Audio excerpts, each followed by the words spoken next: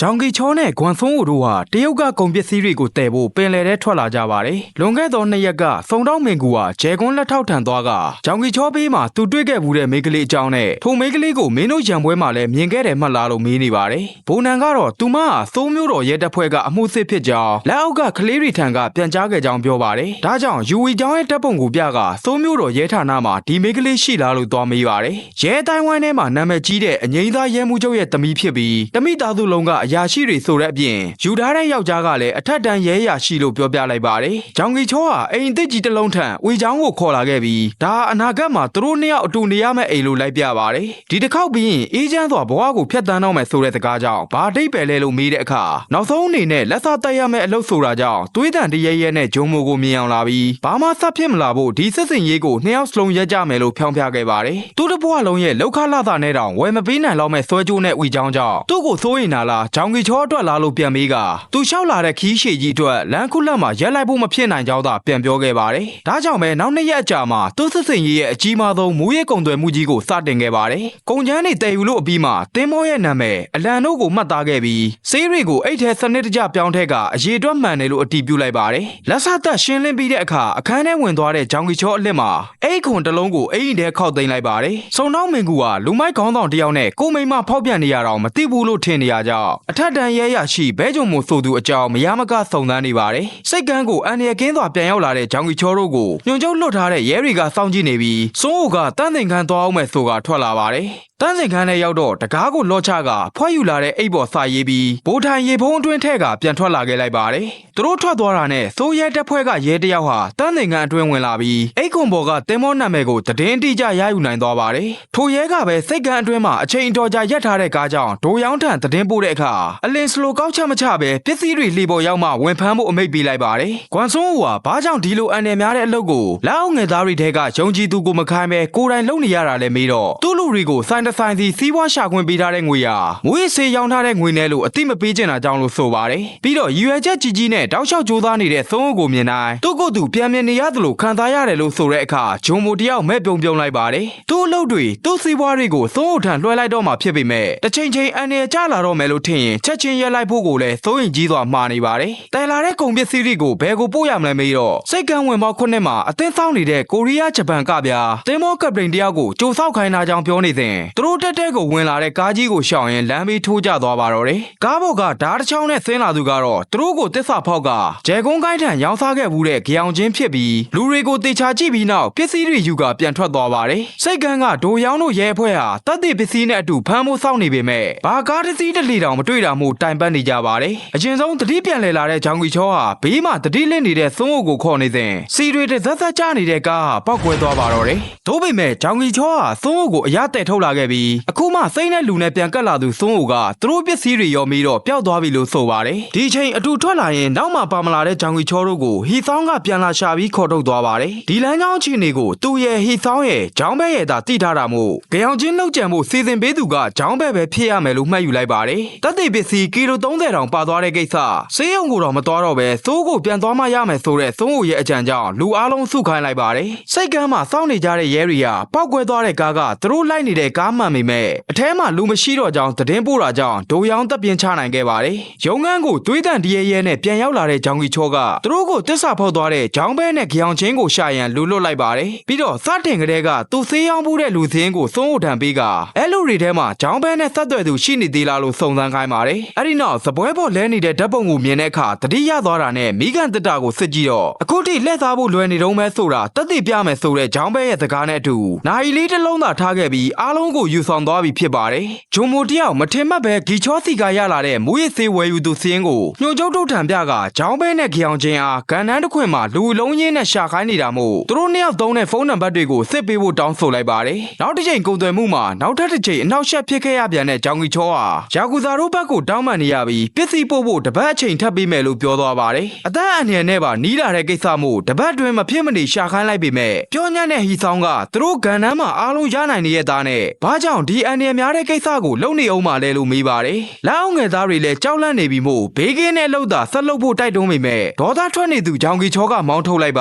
တယ်ထူးထူးခြားခြားစ조사လွန်းနေတဲ့မင်ကူကတော့နယ်မျိုးကဘဲကြုံမူရဲ့ရဲစခန်းထိလိုက်သွားကထိုအကြီးတန်းရဲရရှိနဲ့တွေ့ကျင်ကြောင်းပြောတော့ကျမ်းမာရေးနဲ့ခွင့်ယူထားရလို့ဆိုပါတယ်ကွမ်ဆွန်းဟိုဟာသူ့ရဲ့ပထမဆုံးကုန်သွယ်မှုမှာကြာဆုံးသွားတဲ့ကိစ္စဟဲရောကိုတောင်းပန်ခဲ့ပေမဲ့ပစ္စည်းကပြန်ထုတ်လုပ်လို့ရပြီးဒီလိုထွက်မပြေးပဲလောင်ဝင်ခံနဲ့ယုံကြည်ရတဲ့သူမျိုးထပ်ရှာဖို့မလွယ်ဘူးဆိုကခွင့်လွှတ်ပေးလိုက်ပါတယ်ပစ္စည်းတွေရအောင်ပြန်ရှာပြီးအယောင်းဝယ်ဖြစ်အောင်ကြိုးစားပါမယ်လို့ကတိပေးတာကြောင့်ကိစ္စဝဝအားသုံးကိုဖြည့်ရှင်းနိုင်မယ်ဆိုတာသူမယုံကြည်ကြောင်းအထက်ထပ်ပြောနေတာကိုကိုရန်တော်ကစောင့်ကြည့်နေပါတယ်ပြီးတော့ဒီနေရာထက်အေဂျန်ပြီးတိတ်ဆိတ်တဲ့ခြံကျူးဆိုတဲ့မြို့မှာနေတယ်ဆိုတဲ့အခါသူမြင်တွေ့ခဲ့ရတဲ့သင်းမောနာမည်ကိုမှတ်မိသွားပါတယ်ဟဲရောရဲ့ဖေဟာကိုရန်တော်စီဖုန်းဆက်ပြီးပြဿနာတစ်ခုခုရှိနေလို့လားအဲ့ဒီကောင်လေးနဲ့ပတ်သက်ပြီးပြောညံ့လာတဲ့သူ့သမီးအကြောင်းသိပြီးသားမို့ယုံကြည်မှုအလွဲသုံးစားလုပ်ခဲ့သူကွမ်ဆွန်းဟူကပြန်ပေးဆက်ရလိမ့်မယ်လို့အသိပေးလိုက်ပါတယ်ဟဲရောကိုကားပေါ်ပြန်ပို့ခဲ့တဲ့ဆွန်းဟူဟာသူ့ပေါ်ယုံကြည်ပြီးကောင်းပေးခဲ့တဲ့ကောင်မလေးကိုစိတ်ပူတာနဲ့ပစ္စည်းရှာမဲ့ရက်အနေငယ်ဟာအန်ရများနိုင်တာမို့တရုတ်ကိုခဏပြန်နေရမှာတော့လဲဒီကိစ္စတွေဖြေရှင်းပြီးမ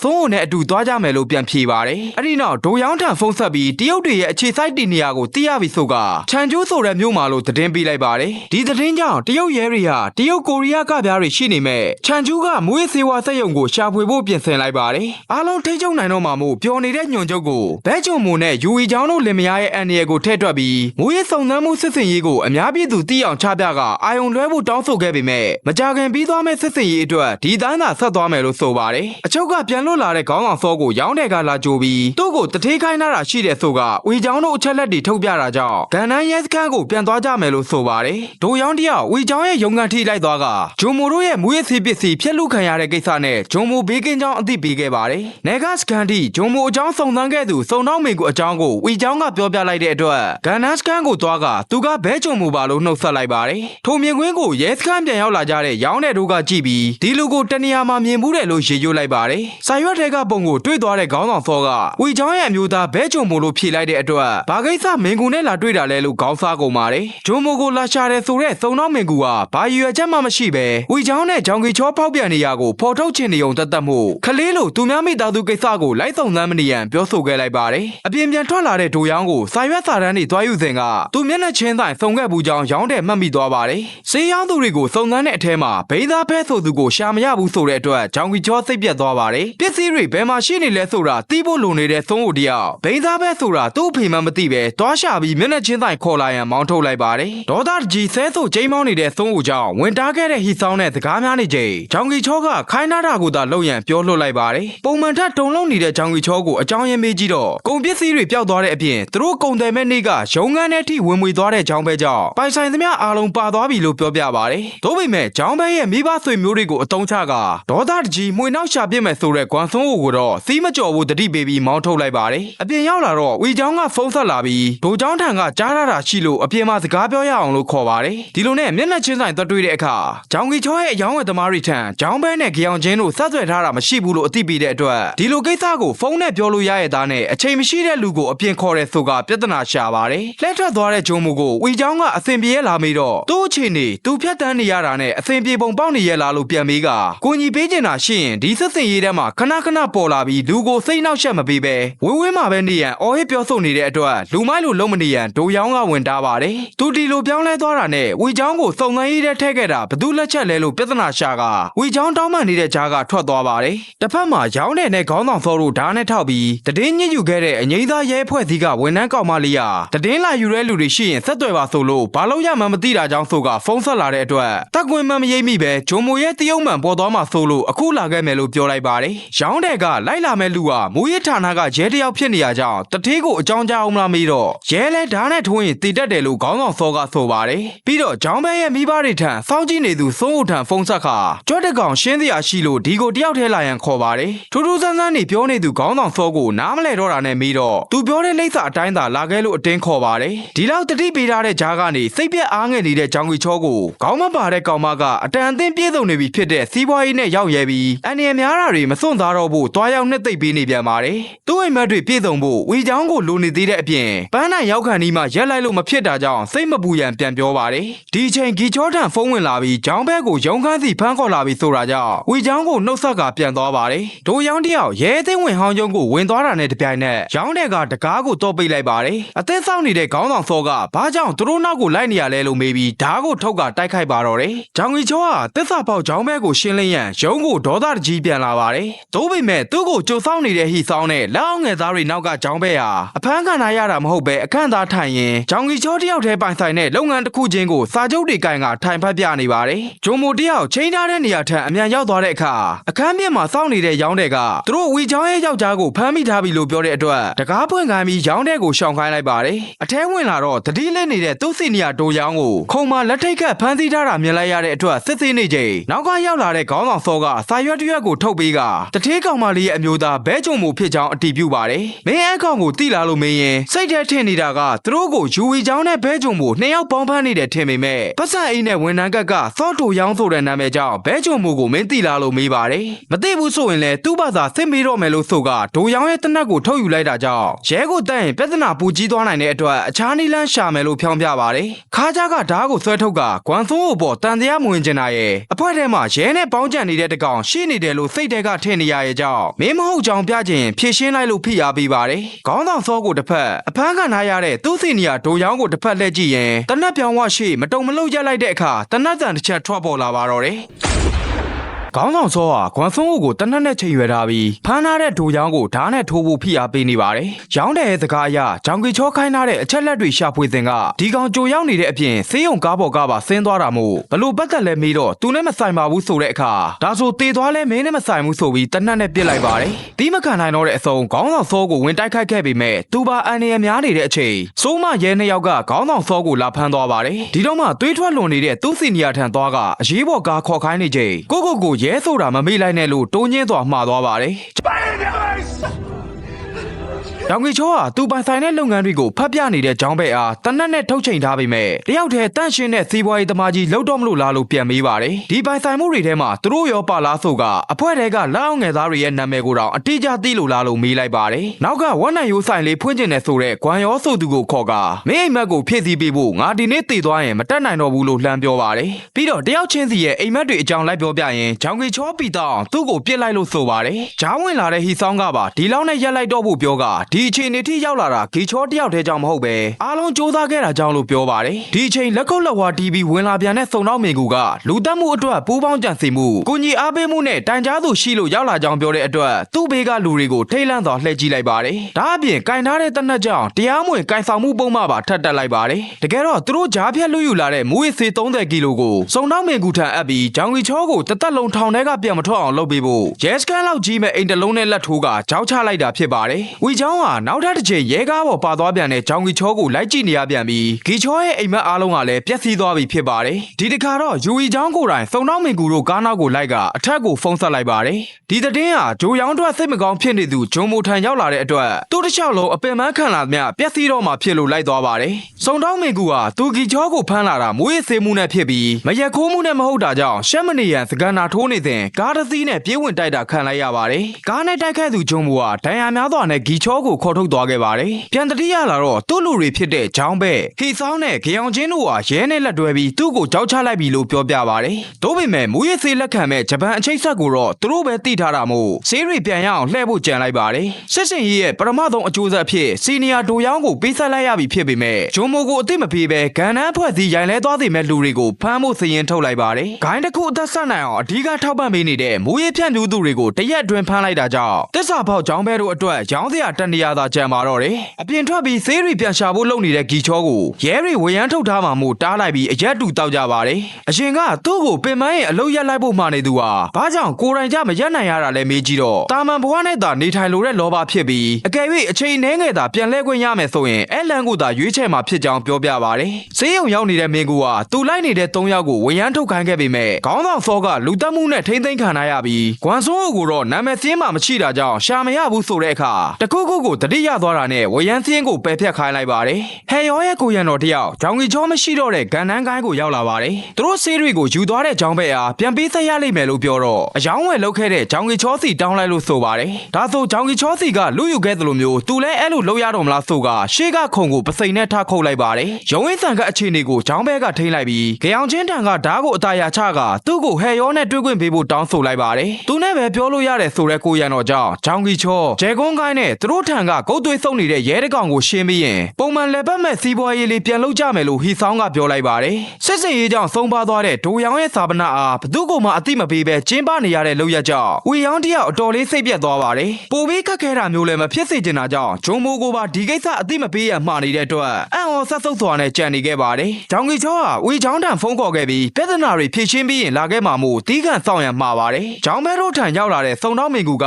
အချက်လက်ရှာမရတဲ့ဂွမ်ဆွန်းကိုဆိုတဲ့ကောင်ကပါလေဘလို့ရောက်လာလဲလို့မေးတဲ့အခါဝီချောင်းနဲ့ငယ်စဉ်ကတည်းကရင်းနှီးသူလို့သိရတဲ့အတွက်အခုမှပြောရမလားလို့ထဆဲပါတယ်ရန်ကောင်းတဲ့ဂျောင်ဘဲကယူဝီချောင်းနဲ့ဟဲယောကိုသာစောင့်ကြည့်ထားရင်ဖမ်းကျင်တဲ့ဂျောင်ကီချောနဲ့စွန်းဦးတို့ပေါ်လာမယ်ဆိုကငွေတထုပ်ပေးလိုက်ပါတယ်အဲ့ဒီနောက်ချင်းစုထားတဲ့ဟဲယောနဲ့တွေ့တဲ့အခါကြားဘူးတာထက်ပိုလာကြောင်ချီးကျူးလိုက်ပေမဲ့ပစ္စည်းဘယ်မှာလဲလို့သာမေးပါတယ်ဆေးကိုရေနဲ့ဖြော်ပြီးတေချာစစ်ဆေးနေတာမို့တန်တရားများတတ်တာပဲဆိုတဲ့အခါကိုတထေးကိုတစ္ဆာဖောက်တဲ့လူတွေကိုမယုံဘူးလို့ခြေပပါတယ်တကယ်တမ်းဘာအဖြစ်မှမရှိတဲ့ငါကြောင်နှကောင်ဟာဂျပန်နေစီပို့ပေးရမယ့်လိပ်စာတော်မသိတာမို့တစ်ရှူးမှရေးပေးလိုက်ပြီးပို့ပြီးတဲ့အခါဝေစုလာပေးရန်နဲ့တထေးကြောင်တုံးကလို့ပြဿနာပေါ်မလာနိုင်ဘူးမဟုတ်လားလို့မေးတော့သူတို့ကဂျောင်ကီချောရဲ့အရှုပ်တွေကိုရှင်းပေးရသူလို့သာပြန်ဖြေပါတယ်ပြန်လာတဲ့လမ်းမှာဟဲယောရဲ့လုပ်ရက်ကိုနားမလဲတဲ့ကိုရန်တော်ကကိုနဲ့မသိတဲ့လူတွေနဲ့အယောင်းဝယ်လုပ်ခဲ့တဲ့ကိစ္စမေးတဲ့အခါပြန်မဖြေပဲဂွမ်ဆွန်းကိုဖုန်းခေါ်လိုက်ပြီးမှားထားတဲ့အတိုင်းလုပ်ခဲ့ပြီလို့အသိပေးလိုက်ပါတယ်တစ်ဖက်ကဂွမ်ဆွန်းကဂျောင်းဘဲလိုကောင်မျိုးကဘလို့ကြံစီနေအောင်မလဲမသိတာမို့ဂီယူဆိုင်ဖို့မာနေပေမဲ့သူမတို့ကတကယ်အန်ရရှိသူက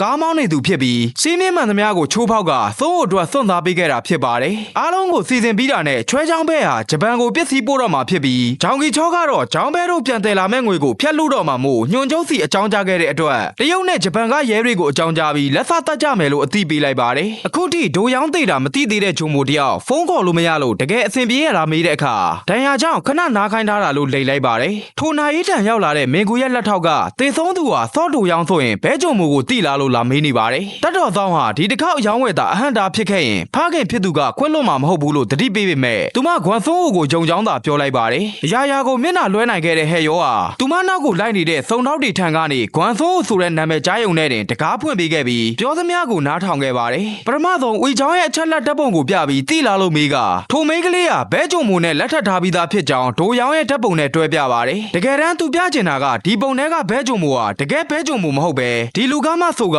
ဝီချောင်းတို့ဇုံတွဲဓာတ်ပုံကိုချပြလိုက်ပါတယ်ဓာတ်ပုံကိုအနီးကပ်တေချာကြည့်ရင်နားမလည်မှုပေါင်းများစွာနဲ့စိတ်ရှုပ်ထွေးသွားပေမဲ့ဂွမ်ဆွန်းကိုရှိမဲ့နေရပြောပြဆိုတဲ့မင်းကူကိုအကြောင်းမပြန်ခဲ့ပဲသူမကိုတရုတ်ပြည်ခဏပြန်ဖို့စိုးရင်စွာသတိပေးခဲ့သူစိုးဝရဲ့ပုံရိပ်တွေပြန်မြင်အောင်လာပါတယ်နောက်ကျောကိုဓာတ်နဲ့ထိုးခံရတာဆိုတဲ့စုံတော့ရဲ့စကားတွေဒီတစ်ခေါက်ရောင်းဝယ်ပြတ်သွားရင်အဖေဖြစ်သူကခွင့်လို့မှာမဟုတ်ဘူးဆိုတဲ့စကားတွေကိုစိတ်ထဲကရှင်းလိုက်ပြီးဂွမ်ဆွန်းတန်ဖုန်းဆက်ခါသူမပေါ်ပြောဆိုဆက်ဆံခဲ့သမျှကစိတ်ရင်းအမှန်နဲ့လားလို့အတန်နေတုံရင်မနေအောင်ထိမ့်ပြီးမိလိုက်ပါတယ်အိတ်ခမ်းထဲကထွက်လာတော့သူမအစားတောက်တွေကိုဝက်လို့စားနေတဲ့မင်ကူထံဂွမ်ဆွန်းကိုရှိမဲ့နေရပြောပြမယ်ဆိုရင်ဂရိပေးထားတဲ့အတိုင်းလုံနိုင်မှာလားလို့မေးလိုက်ပါတယ်အဲ့ဒီနောက်သူမလည်းဒီလုံတွေကိုစိတ်ကုန်နေပြီလို့ဆိုရင်စပွဲပေါ်ကဓားကိုလက်လန်းလိုက်ပါတယ်သူမဖေစီပြန်ရမလားကိုရီးယားမှာပဲဆက်နေရမလားဆိုတဲ့အမေးကိုနှစ်နေရာစလုံးထက်ဟောင်ကောင်ဘက်ခဏရှောင်နေဖို့တိုက်တွန်းခဲ့တဲ့သုံးဝရဲ့စကားကြောင့်တခုခုကိုစိတ်ပိုင်းဖြတ်လိုက်ပါတယ်သူမရဲ့ကိုရံတော့အခန်းထဲရောက်လာတော့ဟဲယောဟာဆက်လက်ခဲလျက်သာအသက်ငယ်နေတဲ့စုံတော့မင်ကူကိုထိုင်ကြည့်နေပါတယ်ဘာလို့လဲဘာကြောင့်လဲဆိုတဲ့မေးခွန်းကိုတော့စိုးဦးထံကသူမကြားခဲ့ဘူးတဲ့အဖြစ်အတိုင်းကာကွယ်ခြင်းနဲ့လူရှိလို့ပါလို့အသေးစိတ်ကင်းမဲ့တော့ဖြေလိုက်ပါတယ်တတ်တော်သားကလက်ဆွဲပြီးအပြင်ထွက်မယ်အလို့မင်ကူရဲ့လက်ထောက်ကအပြင်မှာရှိနေတာမို့သူအာယုံလွှဲထားတဲ့အချိန်ဟဲယောကိုထွက်ပြေးဖို့မှာပါတယ်ပြီးတော့သူမဖခင်ရှိတဲ့တရုတ်ပြည်ကိုမပြန်ဖို့တေချာတတိပေးရင်ကိုယုံကြည်တဲ့လူစီသွားတော့လို့ဆိုပါ